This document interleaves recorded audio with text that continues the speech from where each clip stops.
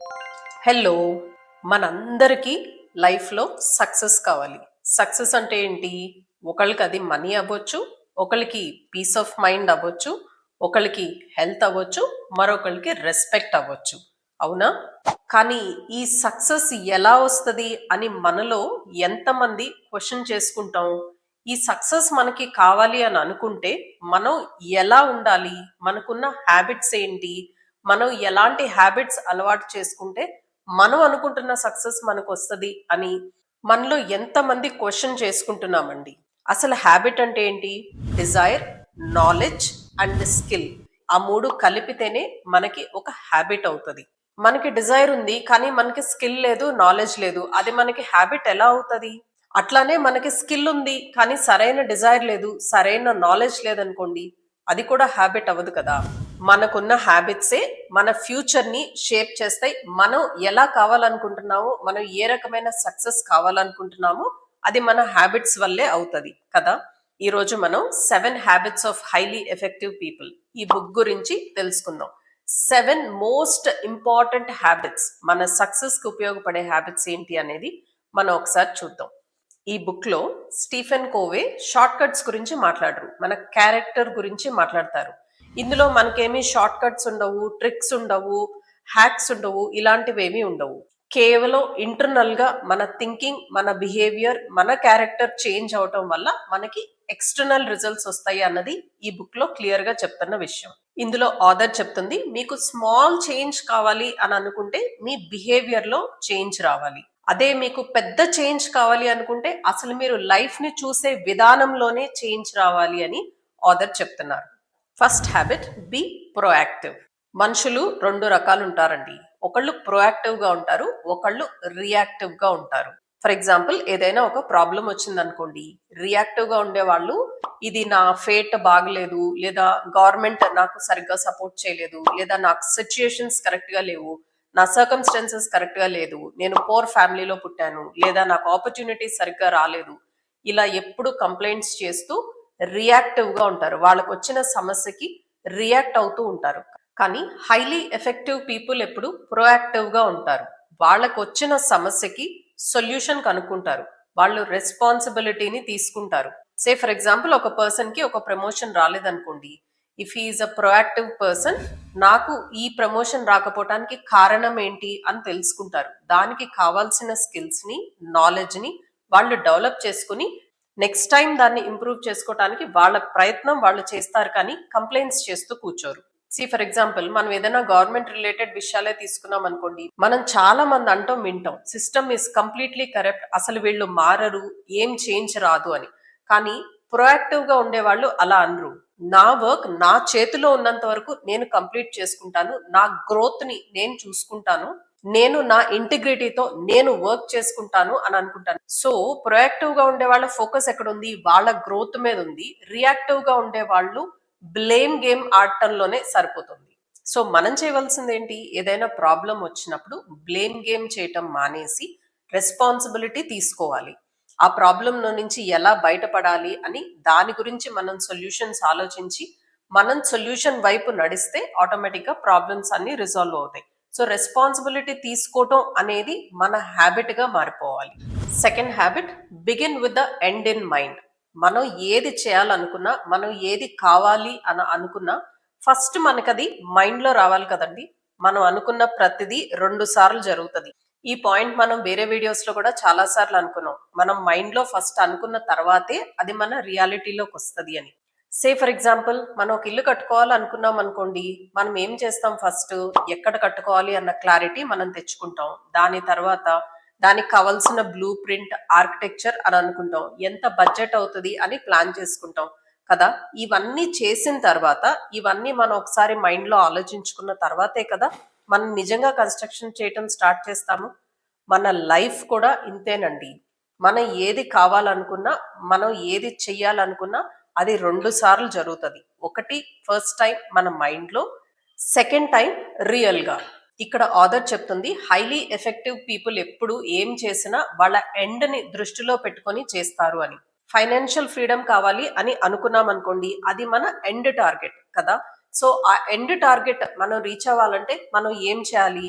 మన ఎక్స్పెండిచర్ని తగ్గించుకోవాలి, మన ఇన్కమ్ని ఇంక్రీజ్ చేసుకోవాలి, మన ఇన్వెస్ట్మెంట్స్ని ఇంక్రీజ్ చేసుకోవాలి, మన డైలీ హ్యాబిట్స్లో చేంజ్ ఉండాలి, మన స్కిల్స్ని మనం బిల్డ్ చేసుకోవాలి. ఇలాంటివన్నీ మనం ప్లాన్ చేసుకుంటాం కదా. సో హైలీ ఎఫెక్టివ్ పీపుల్ ఎప్పుడు ఎండ్ని దృష్టిలో పెట్టుకొని దానికి బేస్డ్గా వాళ్ళ యాక్షన్స్ ఉంటాయి అని చెప్తున్నారు. Third important habit, put first things first. మనకి ఏది ఇంపార్టెంటో ఏది అర్జెంటో మనకి తెలిసి ఉండాలి. మనకి ఇంపార్టెంట్ అనుకున్న పనుల మీద మన టైం మనం స్పెండ్ చేయాలి. అన్నెసరీ థింగ్స్ మీద మన టైం అండ్ ఎనర్జీ వేస్ట్ చేయకూడదు. మనలో చాలా మందికి అనిపిస్తుంది కదా, మనం ఎందుకు అన్నెసరీ థింగ్స్ మీద టైం వేస్ట్ చేస్తాము అని. ఒక్కసారి ఒక 2 minutes మీ గురించి మీరు డే అంతా ఎలా స్పెండ్ చేశారో ఒకసారి ఆలోచించండి. మనకి తెలియకుండానే మనం చాలా సార్లు మన మార్నింగ్ అవర్స్ని, ఫ్రెష్ అవర్స్ని చాలా అన్ఇంపార్టెంట్ వర్క్స్ మీద మనం స్పెండ్ చేసి ఉంటామండి. ఒకసారి గమనించుకుని చూడండి, ఎంతమంది మొబైల్ ఆన్ చేసి తెలియకుండానే లోనో లేదా టీవీ ముందో వేస్ట్ అయిపోయి ఉంటుంది. అలానే చాలా సార్లు మనకి ఏది ఇంపార్టెంట్ ఏది అర్జెంట్ అన్న క్లారిటీ లేనప్పుడు కూడా మనం ఇంపార్టెంట్ పనుల మీద కాకుండా టైం వేస్ట్ పనులు చేస్తూ ఉంటాం. సే ఫర్ ఎగ్జాంపుల్, ఈ రోజు మీరు 3 పనులు చేయాలనుకోండి. అందులో మీకు ఏది ఇంపార్టెంట్ అన్నది మీకు క్లియర్ గా తెలుసుంటే ఆ ఇంపార్టెంట్ పని మీద మీ టైం మీరు స్పెండ్ చేస్తారు. మనకి బెటర్ క్లారిటీ కోసం ఆథర్ మనకి క్వాడ్రంట్ బ్రేక్ డౌన్ ఇచ్చారండి. మీరు ఈ 4 బాక్సెస్ చూస్తే first box is about urgent and important. అంటే మనకి కొన్ని డెడ్ లైన్స్ మనం మీట్ అవ్వాల్సి ఉంటుంది, ఆఫీస్ లో వర్క్ ఈ రోజే సబ్మిట్ చేయాల్సి ఉంటుంది సే ఫర్ ఎగ్జాంపుల్, లేదా కొన్ని ఎమర్జెన్సీస్ ఉండుంటాయి, లేదా ఏదైనా క్రైసిస్ అయి ఉంటాయి. ఇవన్నీ అర్జెంట్ అండ్ ఇంపార్టెంట్ క్వాడ్రంట్ 1 లోకి వస్తాయి. క్వాడ్రంట్ 2 లో మనకి నాట్ అర్జెంట్ అండ్ ఇంపార్టెంట్ పనులు ఉంటాయి. ఇందులో మన హెల్త్ రిలేటెడ్, మన రిలేషన్షిప్ రిలేటెడ్, లేదా ప్లానింగ్ లేదా లెర్నింగ్, ఇవన్నీ not very urgent but they are very important కదా, ఈ బాక్స్ లోకి వస్తాయి. క్వాడ్రంట్ 3 లో urgent but not important works వస్తాయి. సే ఫర్ ఎగ్జాంపుల్, మనకి ఏదన్నా అనుకోకుండా ఒక అర్జెంట్ కాల్ వచ్చింది, తీసుకోవాల్సి వచ్చింది, but that call is not very important for you. అక్కడ మీరు టైం స్పెండ్ చేసినట్టే కదా. మనం చేసే వర్క్ లో కొంత ఏదైనా ఇంటరప్షన్ వచ్చి ఉండొచ్చు, again that is very urgent కానీ ఇట్స్ నాట్ ఇంపార్టెంట్. ఇలాంటి పనులన్నీ ఈ క్వాడ్రంట్ 3 లోకి వస్తాయి. And the last box quadrant 4, not urgent not important. Obviously ఇందులో వాచింగ్ టీవీ లేదా gossiping about other people, Insta reels చూడటము, ఇవన్నీ they are not important not urgent. ఇది క్వాడ్రంట్ 4 లోకి వస్తాయి. సో హైలీ ఎఫెక్టివ్ పీపుల్ అంతా క్వాడ్రంట్ 2 మీద ఎక్కువ టైం స్పెండ్ చేస్తారండి. That is not urgent but very important. ఆ ప్లేస్ లోనే వాళ్ళకి గ్రోత్ వస్తుంది, వెల్త్ ఇంప్రూవ్ అవుతుంది, హెల్త్ ఇంప్రూవ్ అవుతుంది, వాళ్ళ లైఫ్ సక్సెస్ఫుల్ గా ఉంటుంది.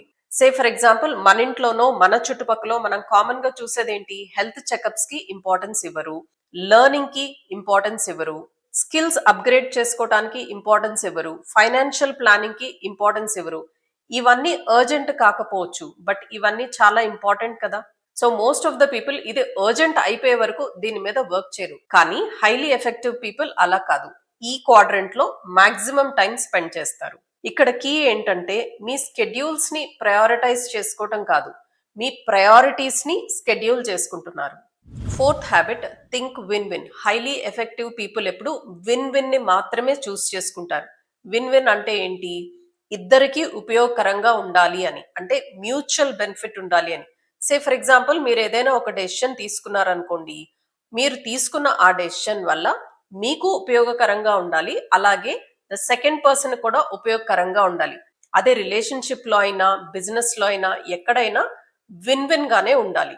చూడండి, ఫర్ ఎగ్జాంపుల్ నేను ఇప్పుడు ఈ బుక్ రివ్యూ చేస్తున్నాను, ఇది విన్ విన్. ఎందుకంటే ఆ బుక్ నేను చదువుతాను, అందులో ఉన్న పాయింట్స్ నేను అర్థం చేసుకుని నా నాలెడ్జ్ ని కూడా నేను ఇంప్రూవ్ చేసుకుంటున్నాను కదా, that is a benefit for me. అలానే ఈ ఇన్ఫర్మేషన్ ని నేను మీకు ప్రొవైడ్ చేస్తున్నాను కదా, సో అది మీకు కూడా benefit. So it is a win win.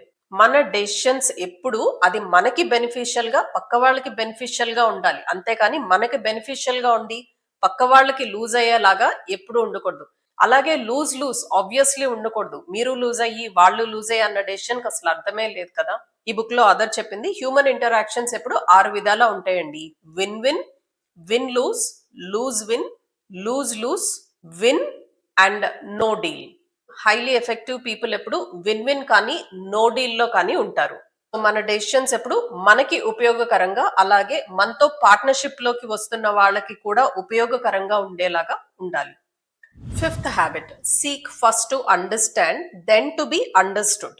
Highly effective people ఎప్పుడు పక్క వాళ్ళు చెప్పింది ఫస్ట్ అర్థం చేసుకోవటానికి ప్రయత్నిస్తారు. ఆ తర్వాతే వాళ్ళు చెప్పదలుచుకున్న విషయాన్ని చెప్తారు.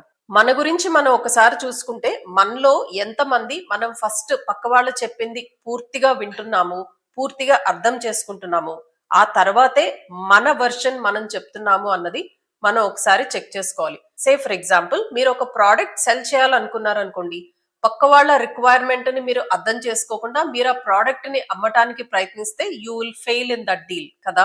ఇది రిలేషన్షిప్స్ లో కూడా చాలా కామన్ గా జరుగుతుందండి. పక్క వాళ్ళు చెప్పేది మనం ఎంతవరకు వింటున్నాము, పక్క వాళ్ళు చెప్పింది మనం ఎంతవరకు అర్థం చేసుకుంటున్నాము, ఒకసారి పూర్తిగా విన్న తర్వాత, ఒకసారి పూర్తిగా అర్థం చేసుకున్న తర్వాత అప్పుడు మన వర్షన్ మనం చెప్పాలి.